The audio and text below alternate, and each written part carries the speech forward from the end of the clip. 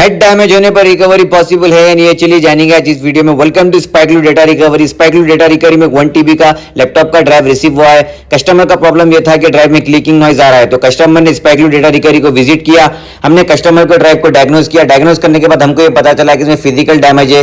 फिर हमने ड्राइव को क्लीन रूम लैब में ओपन किया। ओपन करने के बाद हमने हेड्स को रिलीज किया, स्पेशल टूल की मदद से हेड रिलीज किया। रिलीज करने के बाद हमने माइक्रोस्कोप में चेक किया। चेक करने के बाद टोटली हेड डैमेज हो गए थे। फिर हमने सेम डोनर से मैच करके हेड रिप्लेस किया। रिप्लेस करने के बाद हमने रिकवरी टूल पर लगाया और रिकवरी प्रोसेस स्टार्ट हो चुका है। आपको भी ऐसा प्रॉब्लम आया तो स्पाइकलू को विजिट करिए। Thank you so much.